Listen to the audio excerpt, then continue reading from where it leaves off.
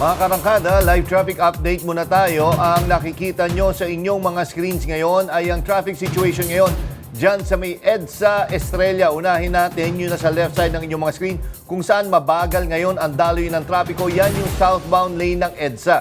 Yan yung mga galing ng Quezon City, dumadaan ng Mandaluyong at papasok ng Makati at Pasay area.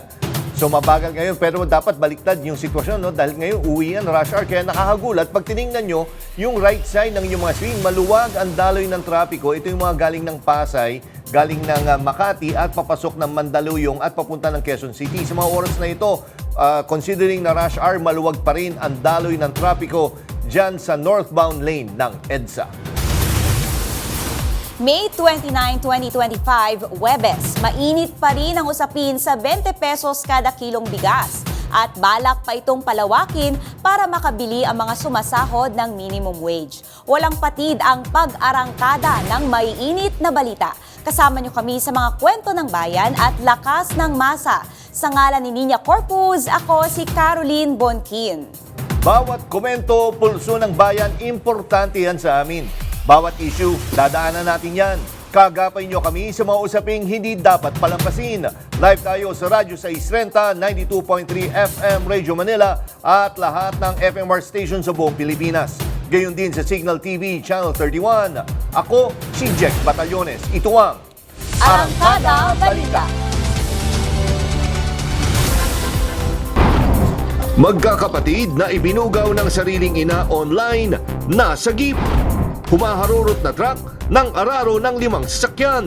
3 ang patay, 7 ang sugatan. Dating Congressman Arnie Teves, ibinyahe na pabalik ng Pilipinas. General Nicolas Torre III, itinalaga bilang bagong PNP chief. At Nations Girl Group Bini, sumabak sa iba't ibang challenges sa kanilang bagong online variety show. Nailigtas ng NBI ang 6 na magkakapatid na pawang minor de edad mula sa pambubugaw ng sarili nilang ina sa mga dayuhan online. Yan ang umarangkadang balita ni FMR News Bicol correspondent Jonathan Magistrado.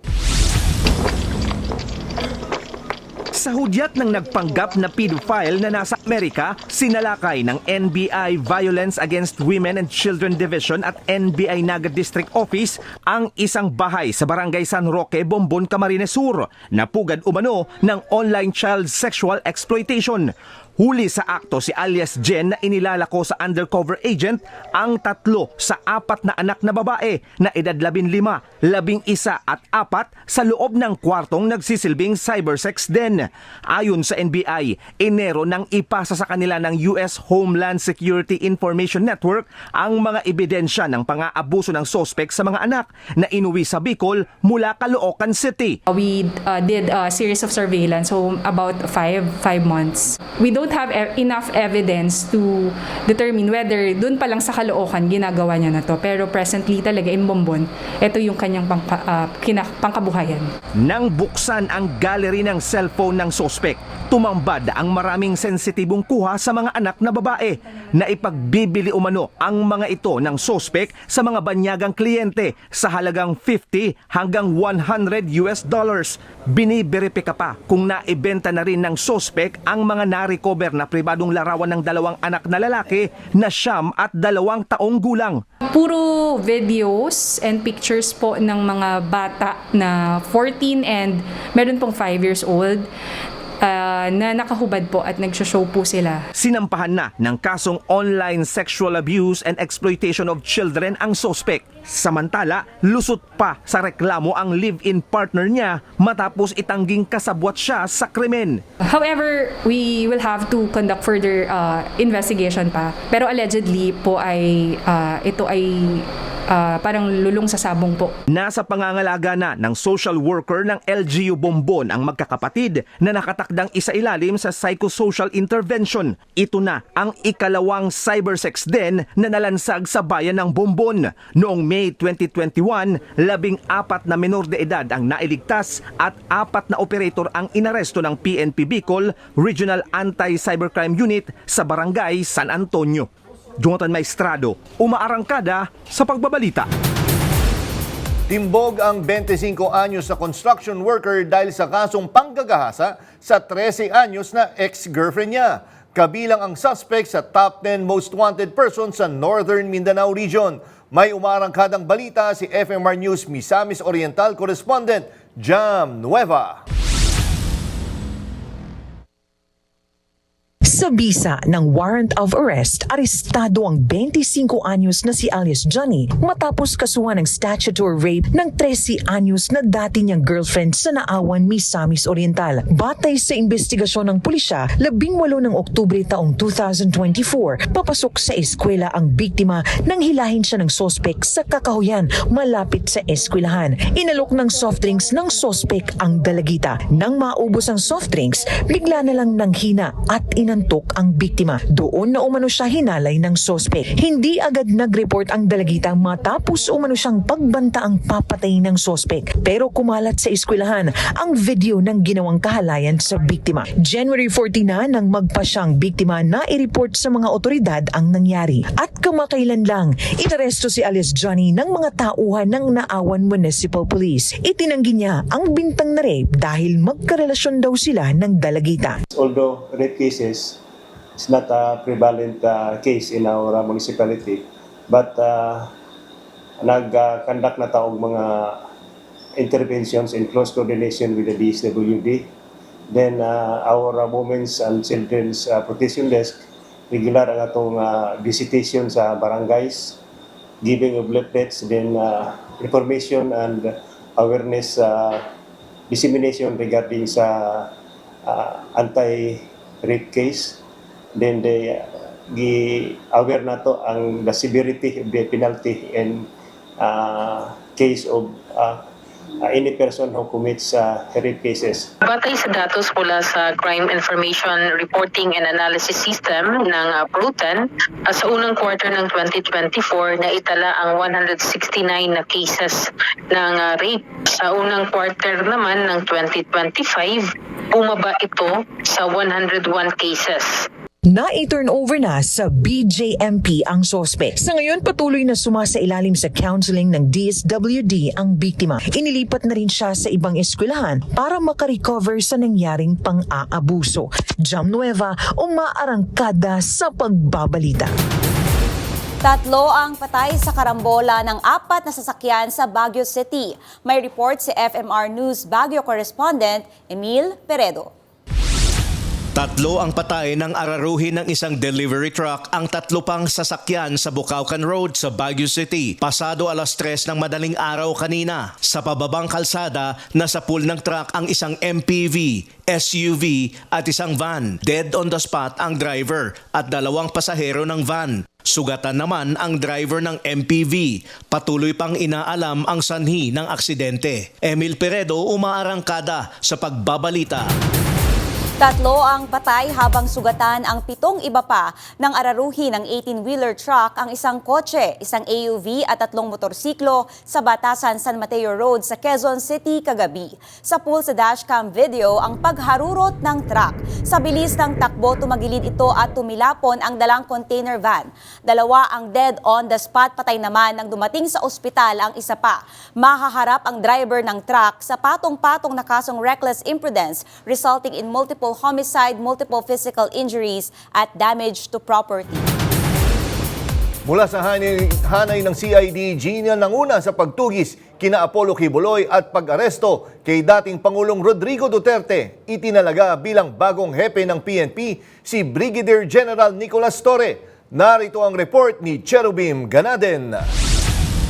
Sa ginanap na panas briefing, kinumpirma ni Executive Secretary Lucas Bersamin ang appointment ni Torre bilang bagong PNP Chief. The incoming PNP Chief is Police Major General Nicolas D. Torre III. Isang veterano sa Intel at Operasyon, si Brigadier General Nicolas Torre ang dating hepe ng Criminal Investigation and Detection Group o CIDG. Kabilang sa kanyang mga pinamunuan ang pag-aresto kay religious leader Apollo Kibuloy sa mga kasong human trafficking at ang kontrobersyal na pagkaka-aresto kay dating Pangulong Rodrigo Duterte kaugnay ng mga kaso sa International Criminal Court at lokal na korte. Dahil sa kanyang malinis na record sa serbisyo at matibay na leadership background, siya ang napiling humalili kay General Romel Marbil na nagretiro nitong linggo. This is not a purge, let me remind you of that. This effort is the President's commitment to a government that works fast, delivers results, and meets the expectations of the Filipino people. Bago sa kanyang bagong tungkulin, nagsilbi rin si Torre bilang director ng Quezon City Police District kung saan inilinsad niya ang Open Precincts Policy, isang hakbang para mas mapalapit ang pulisya sa komunidad. Bilang bagong PNP chief, inaasahan si Torre na mamuno sa internal cleansing, mas maigting na anti-crime operations at maigpit na pagbabantay laban sa katiwalian sa loob ng hanay ng kapulisan. Cherubim Ganaden, umaarangkada sa pagbabalita. Ikinatuwa ni Speaker Ferdinand Martin Romualdez ang pagtalaga kay Police Major General Nicolas Torre III bilang bagong hepe ng Philippine National Police. Tinawag ni Romualdez si Torre na isang no-nonsense leader na may tapang, integridad at kakayahang ipanumbalik ang disiplina at tiwala sa kapulisan. Ayon sa Speaker, ipinakita ni Torre ang kanyang katapatan sa batas at paninindigang pumalag sa pressure at politika habang tumutupad sa malalaking misyon. Gate ni Romualdez, ang pagpili kay Torre ng Pangulo ay senyales ng malakas na tulak para sa reforma sa loob ng PNP. Binuo na ng Philippine National Police ang Joint Anti-Kidnapping Action Committee o JAKAC sa gitna ng pagdami ng kaso ng kidnapping na konektado sa cryptocurrency at mga foreign syndicate. Ayon kay PNP Chief of Directorial Staff Lieutenant General Edgar Alan Ocubo, moderno at transnasyonal na ang mga krimen, teknolohiya at crypto na ang gamit ng mga sospek para maiwasan ang huli. Kabilang sa JAKAC ang DOJ, DILG, AFP, NBI, NSC, PAOK at NICA, pati na rin ang AMLAC, BI, DICT, PAGCOR at CICC. Nagsanib puwersa rin ang mga private partner tulad ng Philippine-Chinese Chamber of Commerce, Volunteers Against Crime and Corruption at Makati Business Club. Ayon kay PNP Chief Romel Francisco Marbil, target ng JAKAC na mas patindihin ang intel, coordination at tracking pati na sa digital payments at crypto trail. Isang malawakang pagbabago sa liderato ng gobyerno ang isinusulong ng palasyo. Matapos ang cabinet revamp, isinunod na ni Pangulong Ferdinand Marcos Jr. ang mga namumuno sa mga government-owned and controlled corporations o GOCC. Narito ang report ni Angela Babad.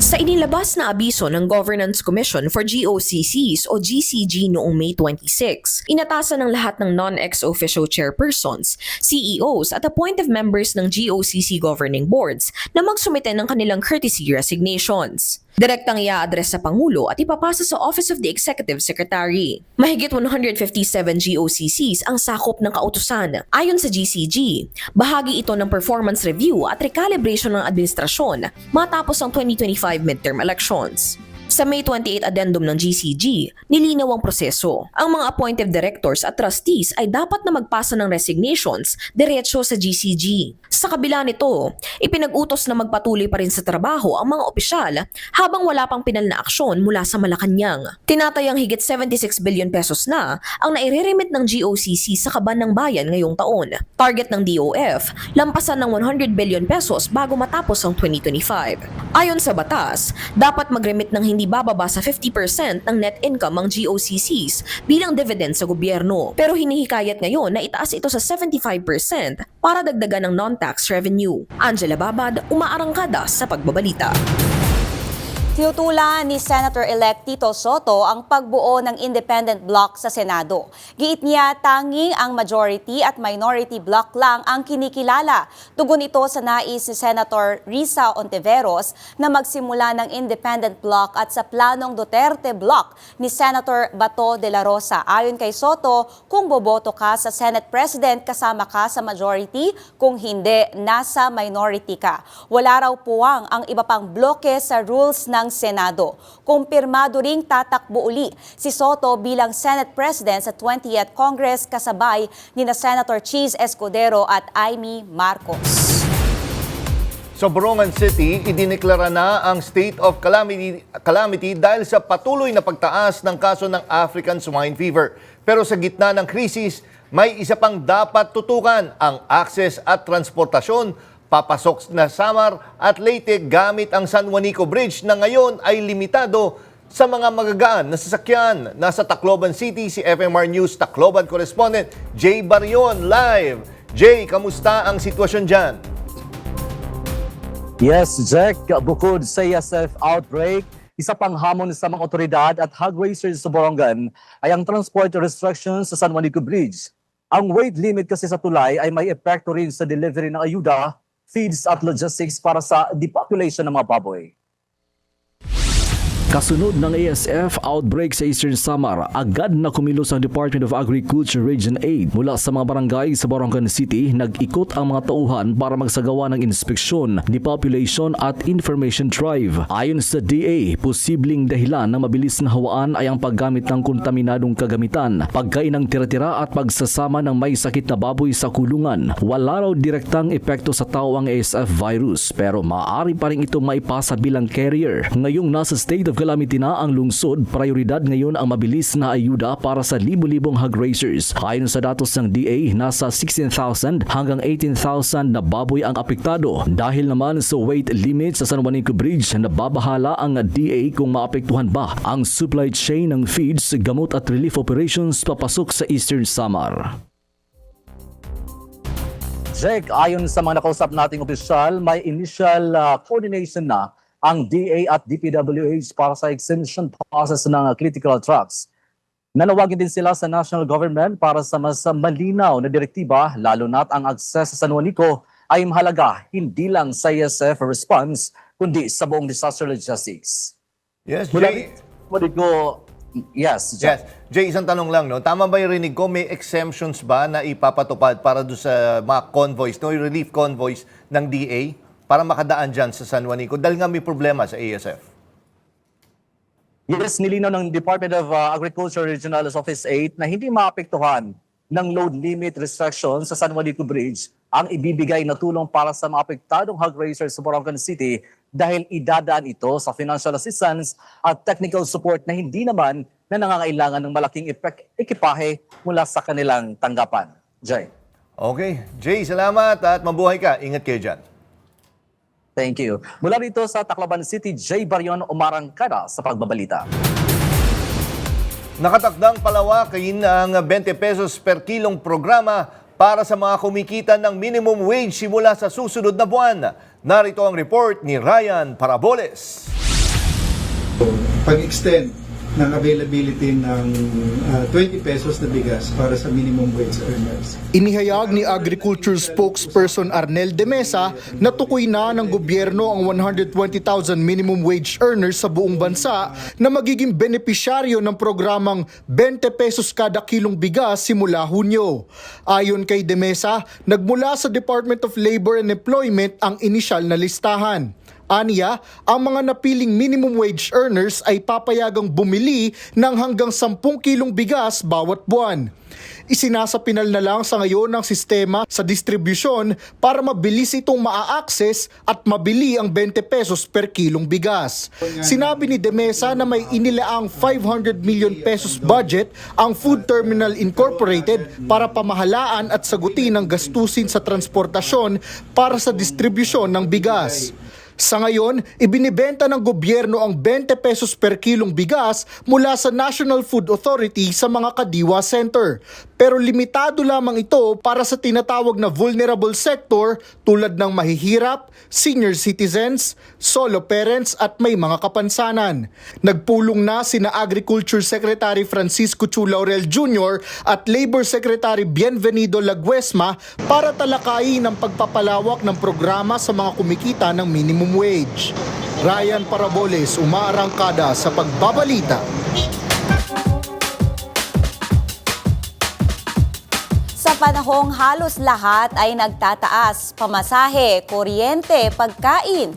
May pag-asa pa bang mairaos ang pang-araw-araw? Kaya ang tanong ng bayan kung ikaw ay minimum wage earner sa panahong mahal ang bilihin, gaano kalaking bagay sa'yo ang 20 pesos per kilo na bigas? Parinig nga ng iyong masasabi. Oo, dahil bibira na sa atin ang magkaroon ng ganong presyo na 20 pesos na kilo ng bigas. Mahalaga sa mga mahirap na tao yan. Opo sir, malaking bagay po yun. Kasi yung 20 pesos sa pagbili po ng bigas, malaking halaga din po yun. Ay sir, sobrang napakalaking pakinabang sa katulad namin pong mga mahihirap. Opo, malaking tulong na po yun. Sana wala din po pipiliin na tao kung sino ang bibili ng bigas. Yes po, especially po, necessity po yung bigas sa ating Filipino. Kahit bigas man lang, abot kaya po yung presyo. Malaking bagay po sa 20 kilo ng bigas. Ang dami po ang makakabili dahil sa kapos sa buhay. Opo, malaking bagay na po yun kasi mahal ang bilihin ngayon. Malaking bagay po ang 20 pesos kasi po nakakatulong. Tapos sa 100 mo, makakabili ka pa ng ulam. Well, alam mo, Kalin, malaking bagay nga naman yung 20 pesos na bigas kasi masisave mo. Pwede mo pang bili nga naman ng ulam. Yes. Pero katulad nga nung narinig mo yung sinabi ni ate kanina, sana maging available din sa lahat. Kaya nga lang, dahil sa limited pa yung stocks. Tama, no? Iilan pa lang yung mga sectors na binibigyan ng priority. Tama? Yes, at saka sa ngayon ang inaabangan pa yung pag-roll out nito doon sa iba pang mga probinsya. Kasi may susunod pang mga probinsya na mag-i-implement nito sa July and August, pati na rin sa June. So, maganda sana kung mas mapabilis din, ano? Oo. Tsaka siguro yung information dissemination, importante rin. Kasi pag minsan, pag may nakakausap ka sa labas, hindi nila naiintindihan eh. Yes. Na sinasabi, may 20 pesos bigas, hindi ko naman nakikita, hindi nila naiintindihan, na limited pa lang. Like senior citizens, I think, yung 4-piece ba? Tama ba ako? Tapos yun nga, yung minimum wage earners is plano na nila na isama. So, eventually, di ba, ang sabi nga ni Pangulo is hanggang sa katapusan ng taon, plano nila. Yun nga, depende yan sa supply. Pero confident naman sila na maitutuloy-tuloy nila. At saka ang mahalaga dyan, magkaroon sila ng malinaw na guidelines kung sino talaga yung makakatanggap at paano nila maa-identify na talagang parte sila nung mga benepisyaryo na talagang nakalista na tatanggap nito. Ayan.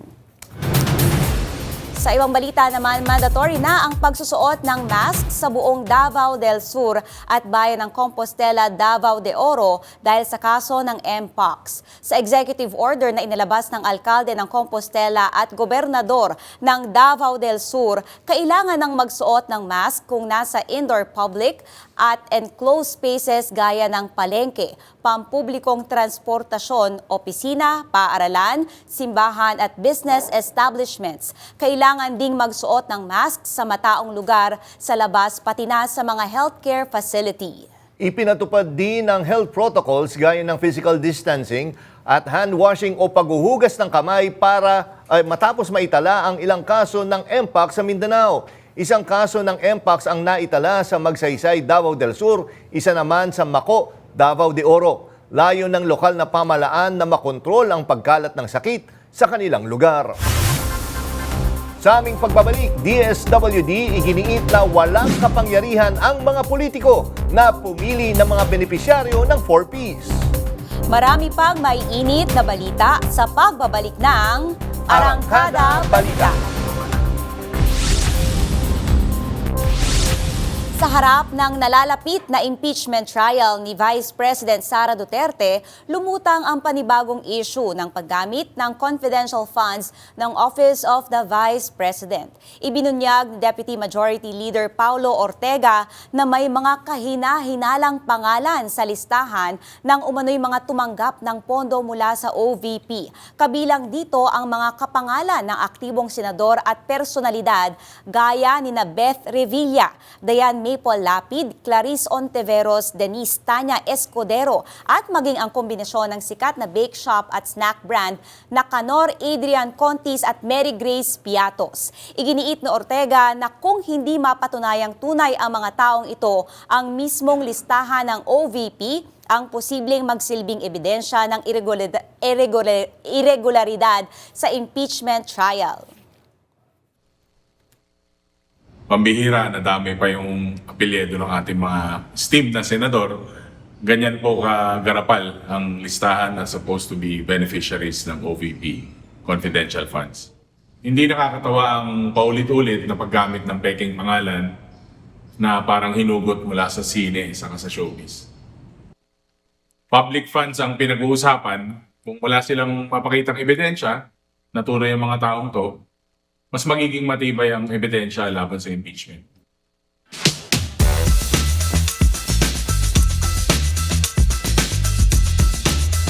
Lumalawak ang suporta sa Kongreso mula sa iba't ibang partido. Ngayon ay formal nang umabot sa supermajority ang bilang ng mga mambabatas na kaalyado ng administrasyon.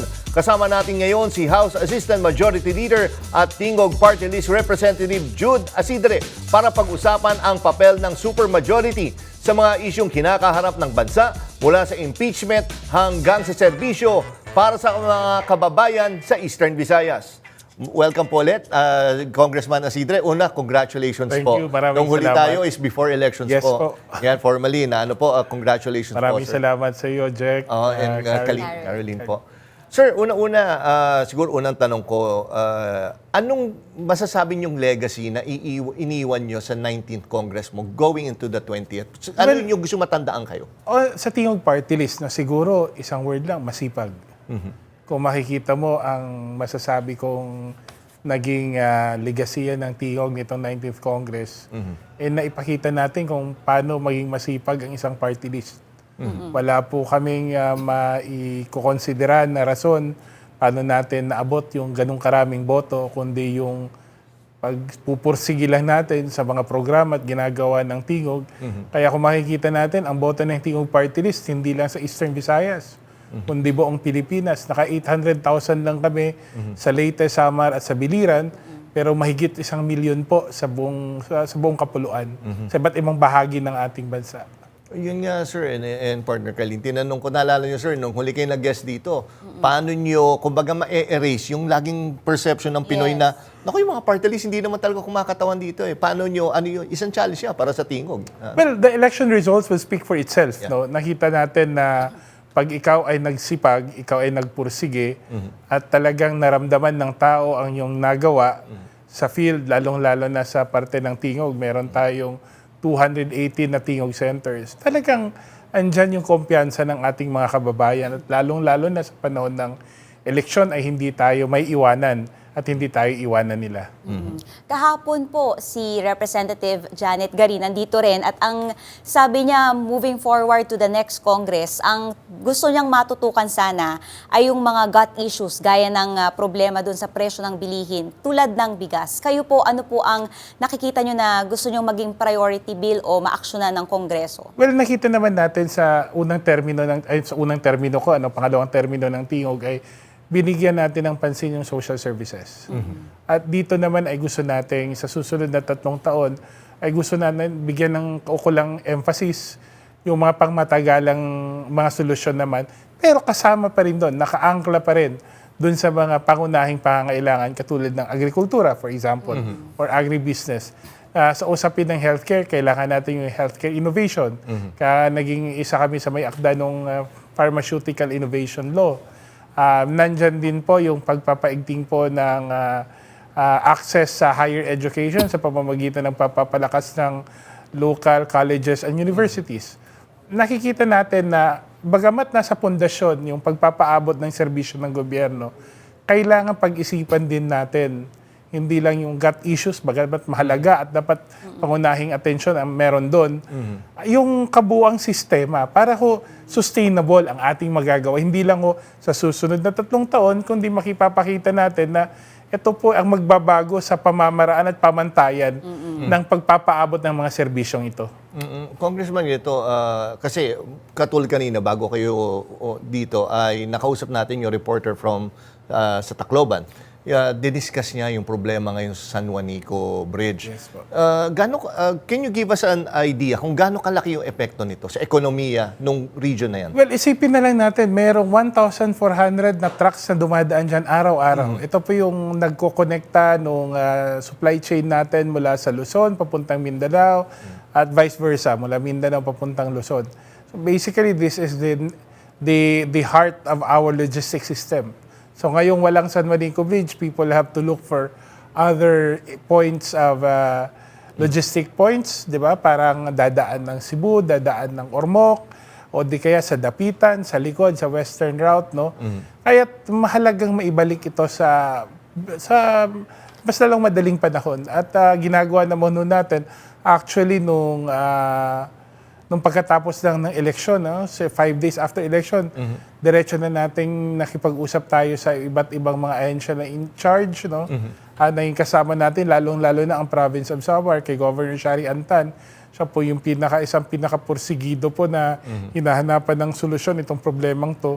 At nakapag-deklara na ng state of emergency ang lalawigan ng Samar at ngayong hapon lang yata pati yung city government of Tacloban para mas mapabilis pa yung pagtugon natin sa programang ito. Kasi hindi ho natin makakaila, for example, kahit fuel, kahit pagkain o di kaya agricultural produce, lahat po dumadaan sa San Juanico Bridge.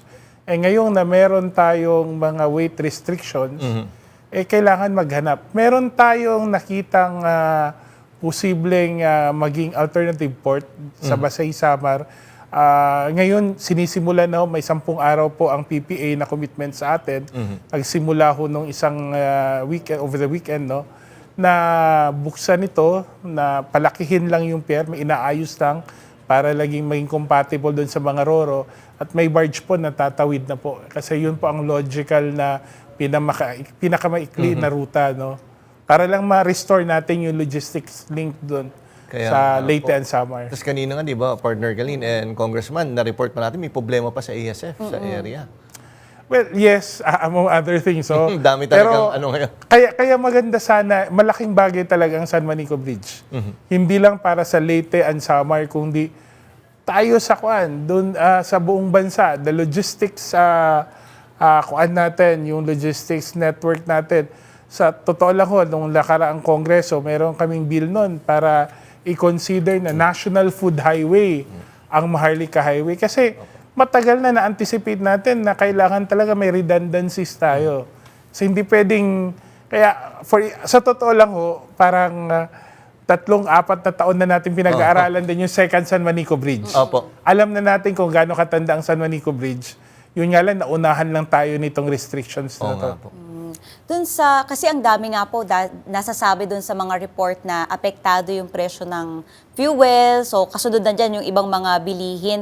Ano po kaya yung magandang maibigay na ayuda or meron na po bang in process na aasahan yung mga kababayan? Well, sa ngayon, no, pinag-usapan natin with DTI at with other agencies na may kinalaman dito, yung paglalagay po ng price cap at price freeze. No?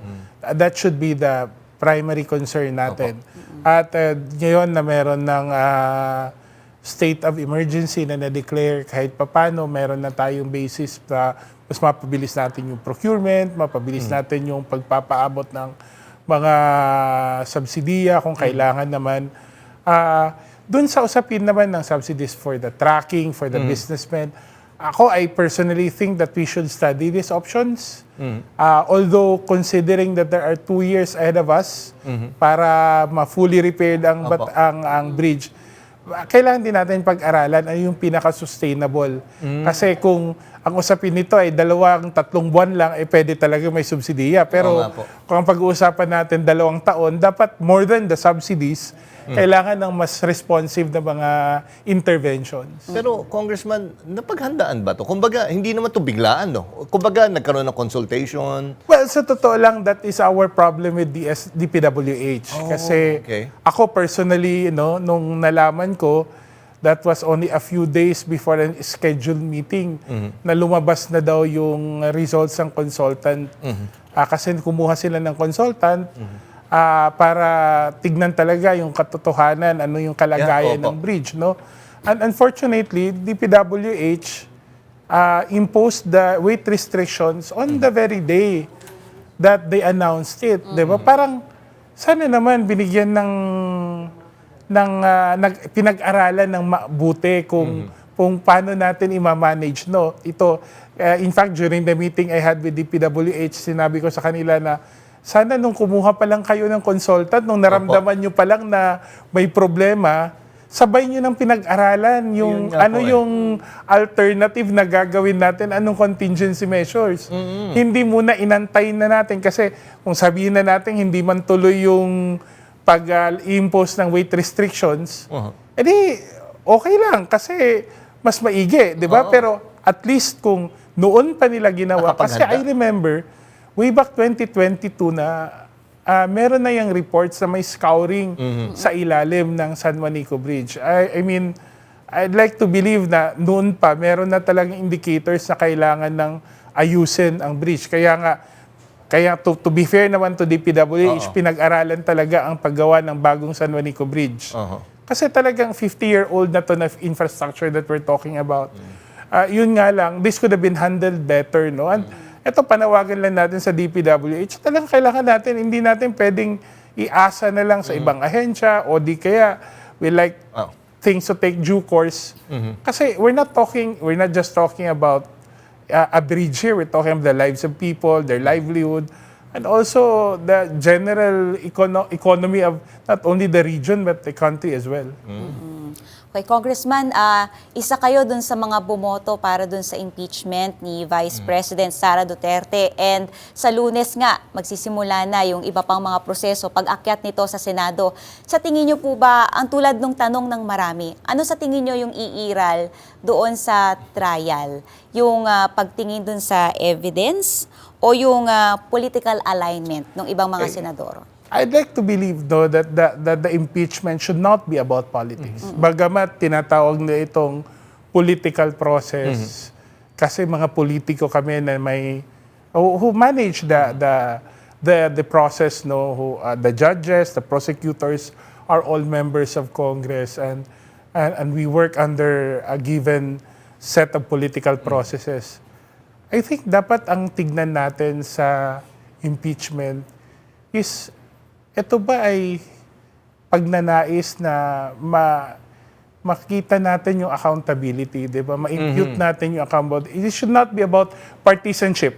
Opo. It should be accountability. Ang tanong dapat natin, hindi dahil kakampi ba natin ang Vice Presidente o hindi. Opo. Ang tanong dito, handa ba tayong alamin, gusto ba nating tignan kung may batas ba na nalabag o di kaya may pagkukulang ba sa perspektibo ng Vice Presidente o may nawawala bang pondo? Dapat ito yung katanungan. I think even, if you let me, who's in trial here is our politics, the kind of politics we have. Is it a politics that would go for alignments, partisan alignments, or would it be a politics that would seek accountability above all? Yun nga po, Congressman, sabi nga netong partner ko si Kalin kahapon nung kausap po namin si Congressman Garino. Sabi, sino ba yung isa, hindi lang si VP Sara ang tinitingnan dito, ang on trial, pati yung Senate, kung paano sila mag-judge. Exactly. Kita natin na ang Senado talaga, katulad ng ginawa namin sa House, no? Obviously, meron naman mga congressman na kakampi o kaibigan ang Vice Presidente. May mga congressman na kakaiba ang kanilang pananaw, opinion tungkol sa issue. But we decided, we perform our constitutional duty because it is our duty to act on petitions for impeachment. And we expect the Senate, being the upper house, to also be guided by the same sense of duty, no, to also perform the constitutional function of serving as the impeachment court. May singit lang ho, isang tanong tungkol na sa impeachment, Congressman. Ganito sinasabi, isa sa pwedeng maging defense ni VP Sara is yung jurisdiction. Kasi sa 19th Congress, ngayon 20th, so parang questionin, bakit posible daw na ibalik sa Kamara yung pero ngayon meron kayo super majority. Do you think yun din na magiging result? Ibalik man sa inyo, may impeachment? Sa totoo lang, there is sufficient precedent in the United States kung saan usually kinokopya natin ang ating mga procedure. 4 o 3 beses sila, parehong sitwasyon. In-impeach sa 19th Congress, nag-trial sa isang kongreso, nagkaroon ng trial sa kabilang kongreso. Bill Clinton, for example, yung kaso na yan ng impeachment. So, I don't think it's a constitutional gray area. The Senate being a continuing body can proceed. In fact, they should have already done the constitutional duty of hearing the impeachment case. Okay. And last question na po, ano pong masasabi nyo na ang napili ngayon ng Pangulo na maging PNP Chief ay si General Torre? Well, of course, we support the President's choice. Other than the fact that si General Torre has done an extremely good job really upholding the rule of law. And yung mga naging nagawa niya, accomplishment niya, lalo-lalo itong nakaraang ilang buwan. Pero ako naman, buwang suporta natin always sa ating Pangulo, and we believe that he has made the best choice possible under his administration. Okay, again, maraming salamat po, Congressman Jun Nasidi, sa pagpasyal po dito sa studio po ng Arangkada Balita. And again, hopefully, pag naimbita ko kayo, pasyal ulit kayo, sir. Good luck po sa 20th Congress. Well, maraming salamat, Jack. Maraming salamat, Carlin. Okay.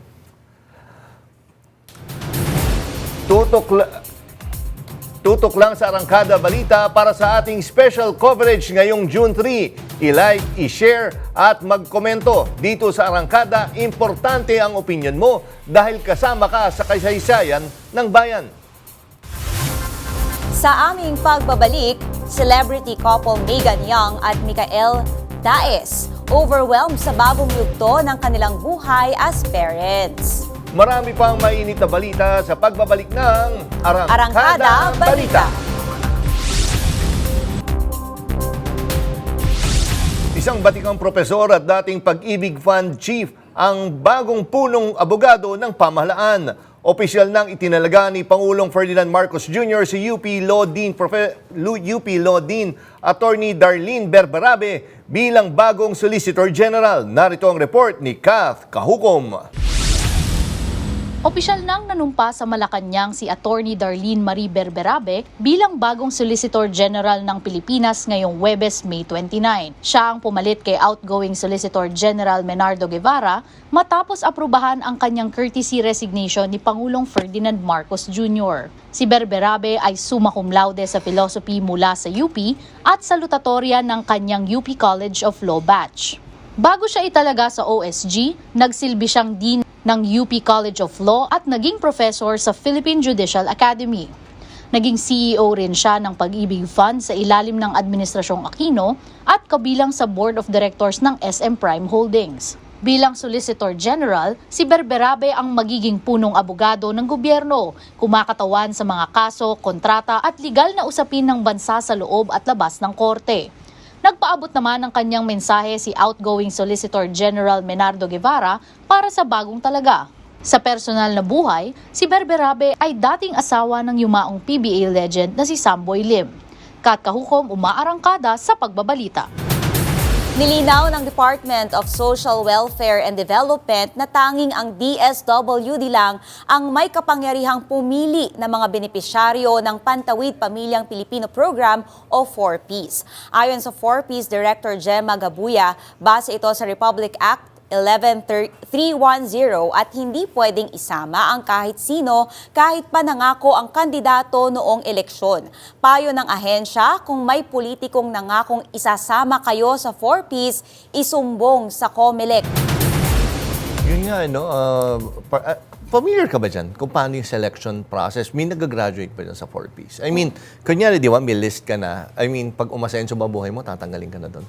Ang alam ko, depende yan dun sa listahan nila. Kasi meron kang kailangang maipakita rin na proof or may listahan yung mga barangay noong kapasidad mo, financial capability. Kasi para talaga ito sa mga indigents, di ba? Oo. Kaya nga, di ba, yun nga yung sinasabi yung sa 4Ps. Tsaka maganda rin nga, lagi naman din dinidiscuss kung napupunta sa tama yung pera na ginagamit. Di ba? Maraming nga sinasabi dati is kung napupunta lang, cash kung napupunta lang daw sa, dati nung uso pa yung isabong, doon lang din lang daw. Pero yun nga paano na monitor ng DSWD na napupunta sa tama yung pera nga doon sa 4Ps. Kaya nga maganda makausap nga natin din ang DSWD with regards nga doon sa proseso. Ito nga, more ready na. Usap-usapan ngayon ang proseso sa pagpili ng benepisyaryo sa ilalim ng Pantawid Pamilyang Pilipino Program o 4Ps. Sa gitna ng mga pangakong politikal at tanong mula sa publiko, makakausap natin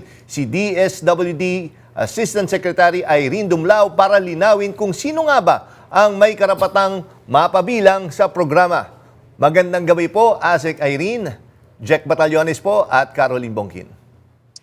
Hi Jack and Caroline, magandang gabi. Magandang gabi din po sa lahat ng sumusubaybay ng inyo pong programa. Yes, ASEC Irene, welcome ulit sa Arangkada Balita. Ito po yung tanong, marami nagtatanong, sino ba talaga yung authorized na mag-identify ng mga beneficiaries po? DSWD lang ba?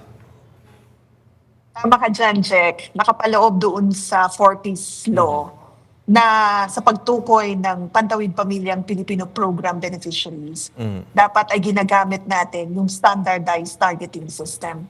Itong standardized targeting system na to ay yung pong DSWD listahanan or the National Household Targeting System for Poverty Reduction. Anong ibig sabihin yan? Ibig pong sabihin dapat kayo po ay nakapaloob o kasama doon sa talaan ng pinakamahihirap na pamilya sa ating pong bansa. Pangalawa po, dapat kayo ay merong anak 0 to 18 years old. Kasi po, ang Pantawid Pamilyang Pilipino Program ay namumuhunan sa edukasyon at kalusugan ng mga bata. Dahil sabi nga natin, yung programa ay ina-address niya yung intergenerational cycle of poverty. Kung kaya talagang tinututukan natin dito yung mga bata. Pangatlo, dapat willing po na mag-comply itong mga mahirap na pamilya na merong anak 0 to 18 years old, mag-comply sa specific conditions ng programa. In fact, meron silang oath of commitment na pipirmahan kapag sila po ay in-enroll sa programa. So yun po ang tatlong eligibility requirements para pumapasama sa Pantawid Pamilyang Pilipino Program, Jeff. Jack. ASEC, si Caroline po ito, do. Paano po talaga nalalaman ngayon ng DSWD kung talagang pasok doon sa sinasabi nating pinakamahihirap dito sa ating bansa, itong mga nasa listahan ng DSWD? Kasi noong mga nakaraang administrasyon, di ba, ilang beses na rin ito na naging issue. Again, yung pong talaan ng pinakamahirap o yung listahanan or the National Household Targeting System for Poverty Reduction, ito po yung ating basehan sa pagtukoy ng pinakamahirap na mga pamilya. Ang DSWD po, in the previous years, nagsagawa tayo ng enumeration. So nakipag-ugnayan tayo sa mga local government units para mapuntahan natin yung mga areas na nandun po matatagpuan yung mga mahirap, yung may pockets of poverty na sinasabi po natin. And then, tinitingnan din natin po yung list data ng Philippine Statistics Authority para matukoy anong mga probinsya at munisipyo yung pong merong mataas ang poverty incidence. Ibinabangga po natin yan, mga listahan na yan o mga datos na yan, para po matukoy natin yung mga kababayan na mapapabilang dyan sa talaan. Kapag naman po nagsasagawa tayo na ang community assembly, yung community assembly, ito naman yung activity na kung saan pinapatawag natin itong mga natukoy na mga potential beneficiaries. And then dito po natin sila i-enroll. Ngayon sa lugar po na iyan, bago pa man po natin ma-register, meron pong grievance redress mechanism. So kapag meron pong individual na nakakaalam na hindi naman po mahirap o hindi naman po dapat mapabilang sa programa ang isang pamilya o isang household, ay doon po rin po na i-report. It's a process that we do to validate kung eligible nga yung pong beneficiary o potential beneficiary or prospective beneficiary doon po sa ating mga programa. Ngayon, let me just continue. Now there's another phase na kapag halimbawa na-register siya, pero sinasabi na hindi naman dapat mapabilang, hindi eligible. Again, there's a grievance redress mechanism na kung saan i-report lamang po sa DSWD and babalikan natin, i-validate. Ngayon, kung makita natin, matukoy na hindi naman po dapat talaga mapabilang, pwede po silang madelist mula sa programa. Ito po yung sinasabi natin na pagtukoy sa inclusion and exclusion errors. Similarly, kapag naman eligible ka pero hindi ka naman po napabilang doon sa talaan. Hindi ka, most likely, hindi ka na survey or na-enumerate noong mga panahon na umikot po yung mga personnel ng DSWD. Yun yung tinutukoy natin na exclusion error. So maaari naman pong magsagawa ang departamento ng another round of assessment para po maaari kayong mapabilang doon sa programa. So yun po yung mga proseso natin. Asek, ganito, no? Inaano ko lang yung pinaghugutan yung announcement ngayon. Nilinaw nyo kung sino lang yung pwedeng mag-identify. Bakit may nabalitaan ba ang DSWD na may mga kandidato na gumamit during campaign period na ipinangako yung para mapabilang sila sa 4Ps? May nakita po tayong ganon na sumbong? Even in the Jack, even in the previous years, ito masasabi ko talaga kasi sa Pantawid Pamilyang Pilipino program po kasi ako nag-umpisa sa DSWD, so since 2010 po. And even in previous years, may mga pagkakataon na ginagamit yung programa para i-advance po yung political interest ng ilan lang naman po, no, sa mga political actors. And sinasabi nga daw po na kung ibuboto sila ay ipapasama sila doon sa programa. Kung kaya nga po linilinaw ng DSWD na wala pong direct participation sa pagtukoy ng mga benepisyaryo ng programa, yung pong mga local officials po natin. Yes, maaari po silang mag-refer, pero sasailalim po yan doon sa isinasagawa natin na validation process. Okay. Maraming salamat po, Asek Tumlao, at magandang gabi po. Salamat, ma'am. Yes, maraming salamat sa pagbibigay daan po sa DSWD para maklarify po natin yung issue hinggil sa pagtukoy ng mga benepisyaryo ng Pantawid Pamilyang Pilipino program. Maraming salamat po at magandang gabi. Salamat, ma'am, sa oras niyo.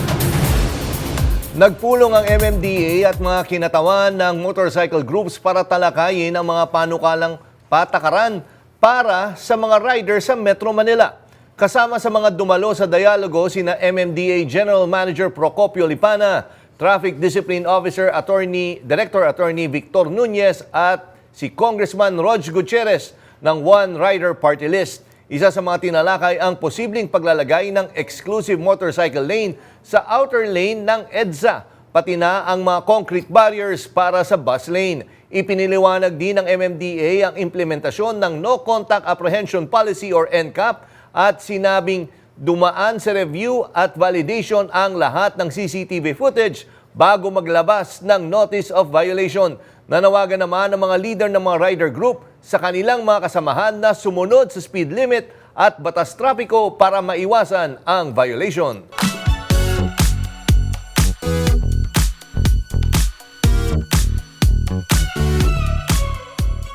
New chapter unlocked para sa celebrity couple na si Megan Young at Mikael Daes as they welcome their first child. A week ago, nang magsilang ang beauty queen actress ng healthy baby boy. Sa post ng asawa niyang si Mikael, sinabi niyang explosion of overwhelming emotions ang makita ang kanilang anak. Sa hiwalay namang post, isinare din ni Megan ang kanyang pregnancy journey hanggang sa kanyang panganganak nitong May 20. Inulan naman ng pagbati ang post ng couple mula sa kanilang mga kaibigan at fans. 2020 nang ikasal sina Megan at Mikael. December last year naman nang i-announce ng couple that they are expecting. Congratulations Megan and Mikael! At iyan ang mga umaarangkadang showbiz balita ngayong Webes. Ako po si DJ Mama Mia ng FM Radio Manila. Balik sa inyo, Jack and Carolyn! Hindi sa pilitan ng work from home setup kapag nagsimula ang EDSA rehabilitation ayon sa DOLE. Nilinaw ni Labor Secretary Bienvenido Laguesma na hindi obligado ang mga kumpanya na magpatupad ng work from home sa mga empleyado. Voluntaryo ito at dapat na pagkasunduan ng employer at empleyado. Gayunman, hinikayat ng DOLE ang flexible working hours or work from home arrangement, lalo na kung makakatulong sa trapiko at hindi naman makakasira sa operasyon ng kumpanya. Hiniling ni Senior Citizens Party List Representative Rodolfo Ordanes sa DOTR at MMDA na i-exempt ang mga nakakatanda sa planong odd-even scheme sa Metro Manila. Partikular na tinukoy ni Ordanes ang mga senior na gumagamit ng mga sasakyan para sa mahalagang gawain gaya ng check-up, therapy at iba pang medical needs. Aniya, hindi tulad ng karamihan, malaking hamon sa mga senior citizen ang paggamit ng public transportation. Bukod sa pisikal na limitasyon, mas lantad sa aksidente at pagiging sensitibo sa matinding init o biglaang pagbabago ng panahon ang mga senior citizen. Matagumpay na idinaos ang Atin Ito Coalition ang kauna-unahang Peace and Solidarity Concert sa paligid ng Pag-asa Island sa West Philippine Sea. Narito ang report ni Kath Kahukom. Sa kauna-unahang pagkakataon, idinaos ng Atin Ito Coalition ang Peace and Solidarity Concert sa West Philippine Sea. Hindi napigilan ng masamang panahon ang pagtatanghal ng mga artist mula Pilipinas, Malaysia, Indonesia at South Korea sa barkong TS Felix Oka na nakalapit sa Pag-asa Island. Ayon kay Akbayan President at Atin Ito Convenor Rafael David, tagumpay ito ng lahat ng Pilipinong nangangarap ng kapayapaan at hustisya partikular sa West Philippine Sea. Naiabot din nila ang mga dalang petrolyo para sa mga Pilipinong mangingisda doon. 3 China Coast Guard vessels at 22 maritime militia ang namataan sa Pag-asa 2, 3 and 4 pero payapa at matagumpay na natapos ng grupo ang kanilang misyon. Kat Kahukom, umaarangkada sa pagbabalita. Yan ang mga balitang umaarangkada ngayong araw. Sa ngalan ni Nina Corpus, ako si Caroline Bonkin. At ako naman po si Jack Batallones. Para hindi mahuli sa usapan, kapit lang hanggang sa susunod na Arangkada Balita.